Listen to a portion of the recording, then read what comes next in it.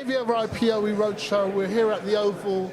We're here with Simon from AJA. Simon, tell me a bit more about what we can see from AJA at the show. Well, obviously, AJA has a very large number of products, so we wouldn't be able to show them all here at this show. But so we've chosen sort of like carefully the products we want to show here. So we're focusing pretty much on two products, I would say, here today. One of our color processing products. So we have our FS-HDR frame synchronizer, color processor. We have our Colorbox here that we've won a lot of plaudits for. Basically an algorithmic color transform processor, so able to process different LUTs, different formats, and we're also showing our KeyPro recorders here at the show, and also our NDI Bridge product. So. Oh, that NDI Bridge product, that seems quite interesting. Tell me a bit more about that. So essentially what it is, it's a bridge between the SDI world and NDI, so to and fro. So you can have, say, it's a 16 channel box, so you can have 8 SDI inputs transforming to NDI, and also vice versa as well. But not only 3G, but also 12G as well. So you can kind of like aggregate 4 3G inputs for 12G, so you can also have 12G to NDI as well. Brilliant. So you're basically bringing SDI onto the network. So. Yeah, I mean, it's really interesting. A lot of people are using kind of like throwdown boxes in that sort of environment. You know, when I was at KitPlus in Glasgow, for example, the amount of people I saw from the BBC who had no awareness that such a kind of like a compact product existed in a 1U packaging. And so for them, rather than having throwdown boxes with wires scattered everywhere, they could have a rather neat, compact 1U box with a great packing density of 16 channels on it. They really liked it. It was great.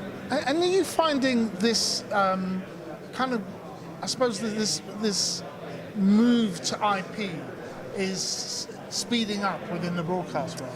Yeah, it's really interesting. I think NDI is very, very wide adoption. It's very compelling because of the price point for people. I mean, obviously 2110's been out there a long time, but it's very expensive, complicated to put together. We've introduced, you may be aware, we've introduced our Dante AV boxes. So we have a couple of boxes now into the Dante world, which are really is actually quite a nice sweet spot. More expensive, but it's very, very low latency and fits into the whole Dante world. And there's a whole industry that, of widespread Dante users, absolutely a complete kind of like fanboys in terms of Dante. So to have a video I/O product or video gateway into that world is very good for them. Yeah, I have to admit I am an Audinate fanboy. Yeah. I mean, from an audio side, they were the ones. Obviously there's CobraNet and stuff, but they were the ones to truly kind of unify everyone around one protocol and kind of make it all work.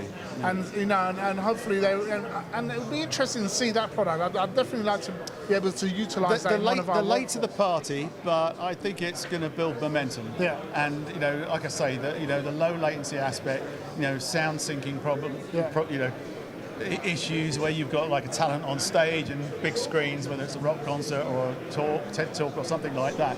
The fact that you've got complete sync between what you're seeing on the camera and what's actually happening audio-wise is a big one. I found that on a 1 gig network, it worked better than NDI HX in that respect. I think we were using bowling cameras and encoders, decoders, but it would be interesting because I know the way that you've applied in your encoder, decoders, you've actually put something special on top of the.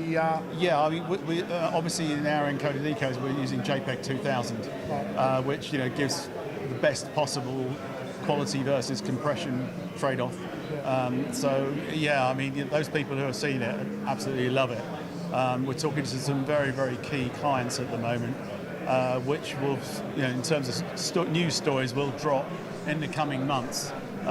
Very high-profile people, so we should, watch this space, as I say. Lovely. And on the roadmap, is there anything that you could tell us now that's coming through?